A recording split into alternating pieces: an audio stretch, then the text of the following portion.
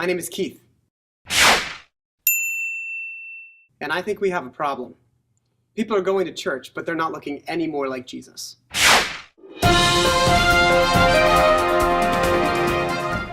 Willow Creek Church's famous Reveal study in 2007 analyzed thousands of active church attenders. The study came to a concerning conclusion. Quote, "Does increased attendance in ministry programs automatically equate to spiritual growth? To be brutally honest, it does not." End quote. Do we understand what this means? Increased church attendance does not necessarily equate to long-term transformation. So what is discipleship then? Well, we know two things. Number one, discipleship has to be informal and it has to be real. And secondly, it can't happen alone.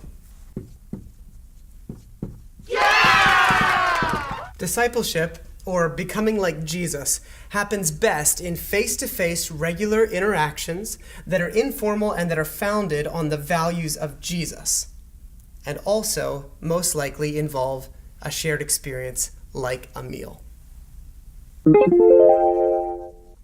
That's where this comes in. We're here to talk with you about how creating meal communities that are founded on certain values is simply the best way to grow, spiritually, relationally, and personally. Kind of like the whole loving God and loving others thing, which, according to Jesus, was the main thing. Matthew 22:37 through 38. Jesus replied, "Love the Lord your God with all your heart and with all your soul and with all your mind. This is the first and greatest commandment. And the second is like it. Love your neighbor as yourself." So why are meals central? Two things. First, meals are a part of the key to happiness. Research is now showing us that shared meals leads to the good life. Leonard Sweet, in his book From Tablet to Table, describes researcher George Myerson's study on happiness. Quote, "After 250 pages of tracking moments of joy throughout history, he concludes that humans are happiest hanging with friends, gathered around tables with good food and conversation and laughter. If you can get that table out of doors so the sun can kiss the skin, if, as you dine together, you can also provide help for others, then, according to Myerson, you've won the lottery of life." End quote. So maybe the way to a person's heart is through their stomach. Meals are the great equalizer. They're used to celebrate. Meals are used to express love. Meals are used to bring people together.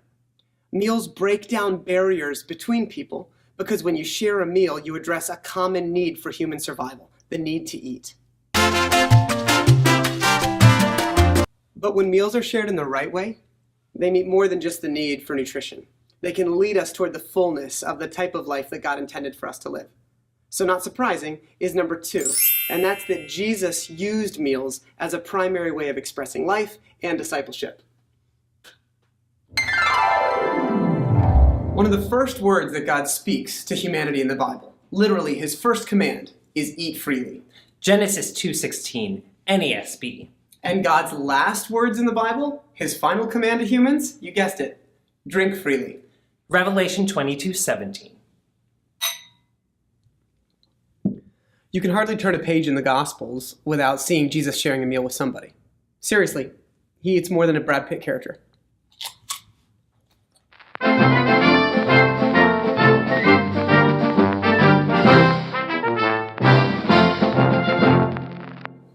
Listen, eating is easy, but it takes intentionality to create a culture. Now, don't confuse culture with structure. Culture eats structure for breakfast or lunch or dinner. That's not the point. It doesn't matter. So throughout this video series, we'll explore the cultural foundations that are necessary to ensure that your time together is beneficial for every single person, whether they are new to exploring faith or a super Christian. Spoiler alert, there's no such thing as a super Christian. So each of our films will start with a universal human longing, some core value that every single person longs for. They'll range all the way from who we are, the things we long to feel, to what we do, the actions we long to express. Then we'll discuss how the way of Jesus can meet these core longings and how that can happen specifically when people are working together to pursue them. Then we'll take a look at some trip-ups. Those are attitudes or actions that can get in the way of these values being expressed. And then finally, it's up to you. We'll end with a couple questions that you can discuss with your own community to figure out what this is going to look like in your context. We'll help you establish the culture, but it's your turn to establish the practices that will best express them. Teamwork makes the dream work. Wait. We'll also introduce you to Zacchaeus.